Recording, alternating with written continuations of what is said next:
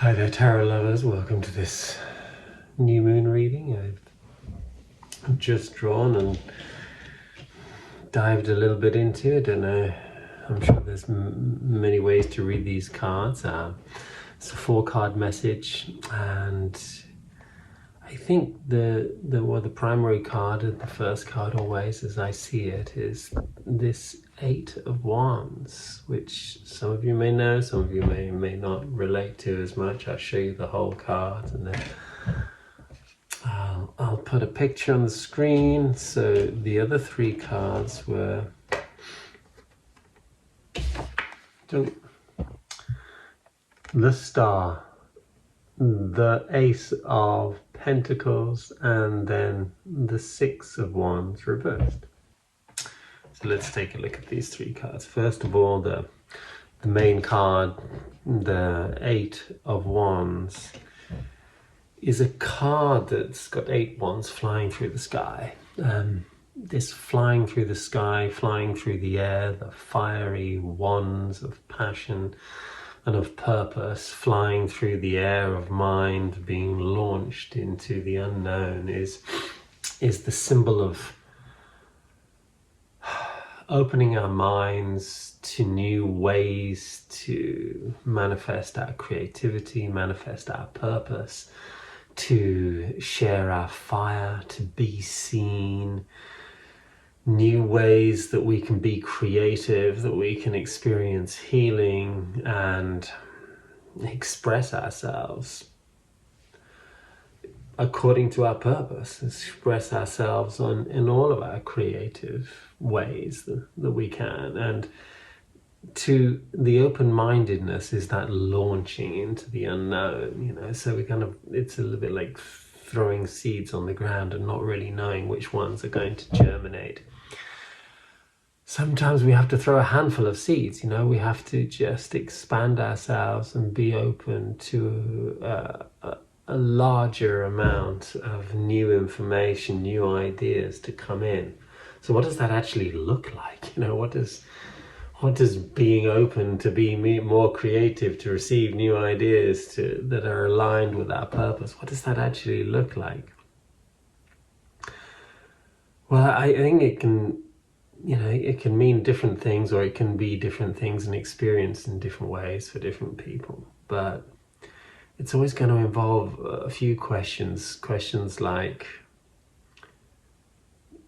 how can I manifest more creativity? How can I share my light, share my purpose in new ways, in more creative ways? How can I be the highest version of myself?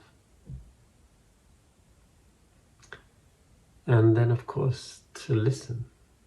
And there's a lot of this card that is visionary in nature, and it feels like some of the guidance or some of the answers to this question might come in visions, or might come in ideas, or our visionary ability to imagine something. And this card asks us to expand our imagination, very much so. It's followed by this card of the Star, which speaks so strongly about being a naked influence to the world, and touching our inner world and touching that outer world, and being the sharer or the channel of the light from the celestial guidance that we have in the universe, and receiving that, celestial guidance, or this guidance from stars, is quite subtle. When we speak about astrology, and which some people will believe in, some people won't, but most of you probably do, there's this guidance, or this map of universal stellar light influence bouncing through our sun and through the planets onto our onto our consciousness, representing different energetical stimulus. And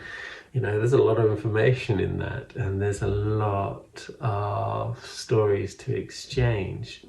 But how we translate that in our own life is or the message in this card is just by being honest. Simply being honest and being true. That's the nakedness. Honest with ourselves. Primarily, you can see the subconscious feminine figure is focusing on the water. That's the subconscious as well. So we're focusing our attention, or focusing our honesty inwardly primarily. And what that means is that we're trying to be honest with ourselves. We're simply trying to pour out our energy and focus into not just our inner life in a selfish way, in a self-focused way, but the inner life which connects us to all things. And what I mean by that is that, our subconscious is so similar. Our outer life, our outer body, our outer world is so different, and yet the subconscious stories that create that outer life, they're so much the same. They're part of the collective. They're part of a collective experience that we're all having in very many different outer ways. When we get honest with ourselves, we see who we are, and we see who everybody else is, because we're all the same. And the ability to act and maybe pour our attention into the world of action as well as the world of non-action, or the inner world as well as the outer world, is what gives, or what brings us this ability to see patterns, see programs, see conditioning, see truth, see reality, see ourselves for who we are, and consequently touch some more of that guidance. The nakedness is about stopping pretending a lot of the time, stopping trying to be something that we're not, because that's what we spend half our life doing, is running around trying to be what we've been told to be, or what we've convinced ourselves is important to be, and not just simply allowing ourselves to appreciate who we are. We've got way too many judgments about who we are, about ourselves, and those judgments are like clothes or coverings of our essence. They don't enhance our experience of self, but they take away from it. And so the star represents an honesty that's completely integrated. In other words, we've practiced being honest enough so that we don't have to pretend anymore. We don't have to try to be something else. We just have to allow ourselves to be who we are. And that's a very different energetic. I think these two first cards there give way to the Ace of Pentacles, which sits there and says, look, you sit with your honesty, you ask yourself about how you can manifest your creativity in a more beautiful way, how you can be aligned and be of service. Yeah, for me, the Eight of Wands triggers me a little bit, because I do feel that there's more that I can do, and I really want to be a positive influence to the world. I want to be of service to humanity in more ways, and I know the only thing blocking me doing so is me. My fears, my doubts, and I know that I don't put myself out there. I know that I resist doing some things that I just might not feel comfortable with. I feel like I'm not 100% honest with everybody and everything all the time. We try to pretend to be so much that we're not. I'm definitely, you know, I've been a teacher for a long time, but I've been a student for a lot longer, but I probably forget to be a student a lot of the time, and that's part of my failure. I probably forget to be honest and humble and just naked sometimes. And I know it's, yeah, it's not always challenging for me to be so, but I still resist it. I still hide it. I still hide who I am. I'd love to be a better example for this world, you know, and to be of higher service. And whatever opportunity that looks like, I'd love to have much more collaborations in the work that I do with other people, because that's so beautiful, and I love working with others for a communal goal.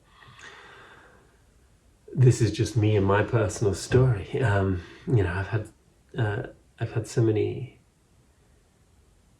I've made so many mistakes and failed in so many ways that I understand failure quite well, and I understand my own self-judgment quite well, because I've had to face it and been forced to own up to those stories a lot. The ace is a beautiful, positive message which says, hey, you know, you do the work, you expand yourself, you pour your consciousness inside, you get naked, you be willing to be the channel for that celestial light to come down into this earth. If you are that man or that woman or that person, and you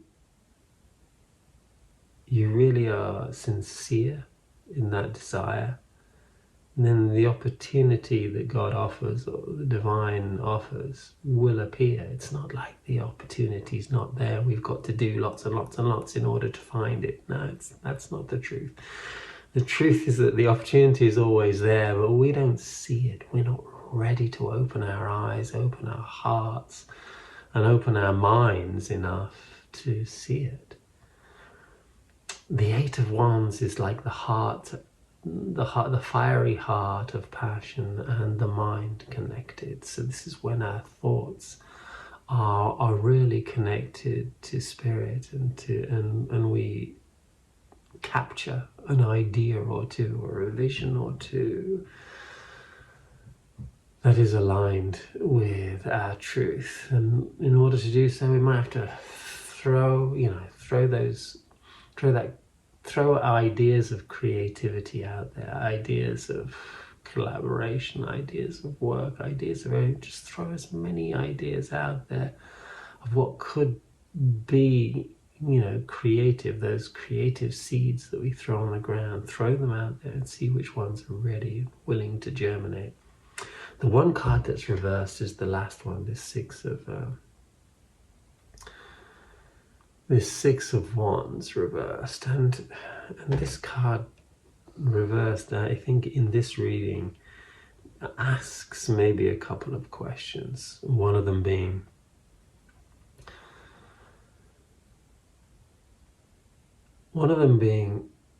what is it that I need to sacrifice, to let go of? What do I need to drop in my life? Maybe something that has served me. Maybe something that's been useful for me. And what do I need to drop in order to maybe more open to see this opportunity that's there, this new work that I might need to dive into? What do I need to sacrifice in order to maybe be the higher version of myself? That's one question. And there's another question which is slightly different, but this reverse card brings up a lot, and that is, how can I recognize the success and the achievements that I have found right, you know, in this up to now, in my moment, in my life right now, and how can I recognize and appreciate the success or the victory that I have achieved? You know, there's a card that speaks about victory, but the victory is a subtle one. It's a subtle one that's come hand in hand with loss. And when I say it's a subtle victory, it might seem obvious on the outside, but it's not. But when this card comes up reversed, we might not appreciate to a fullest extent the beauty that we've created, the achievements and the success that we have found in life. And it asks us to do just that, asks us to recognize the sacrifices that we've made and appreciate or feel grateful or parade a little bit the success we had. I find this really challenging sometimes because, I don't know, I get compliments sometimes from people I do work with, and I'm very wary of compliments. I don't compliment myself very much, and I find it challenging to, my mind is always focusing, yes, okay, yeah, I've done that, okay, that's great, but there's so much more, and look at all that I haven't done, and my mind always jumps to what I haven't done instead of appreciating what I have done. And I'm sure there's more than one of you are a little bit like that too. But I find that this is a blocking, it's an energy which blocks me from really appreciating where I am, and it's something that I have to work on for sure. But really acknowledging the victory or the success that you have is definitely an energy which will attract more of it, right? It makes complete sense. And if we want to experience more light in the world, let's appreciate the light that we've managed to experience up to now, not focus on what we haven't done, focus on how much we're not quite good enough, and then instead of focusing on how beautiful and good enough we actually are. And then this reading comes full circle, because in this realization maybe of the success that we have created in our lives, and at the same time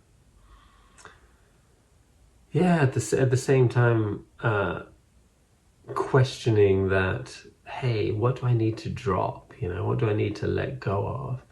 When we let go of something, it just creates a vacuum for new outlets. So if we drop doing something, then it gives us the opportunity to do something else. If we drop thinking in a certain way, then we're going to think in another way. If we drop an idea of what we think our purpose is, or our greatest influence is, then we can receive more ideas of great influences. Let's do that. Let's be more naked and honest versions of ourselves, and share more honestly, and see if we can collaborate in some service to the light, whatever that might look like for you personally. And it doesn't have to look like anybody else's version. Much love to you. Love to hear your comments on this reading, and I hope you have a wonderful new moon.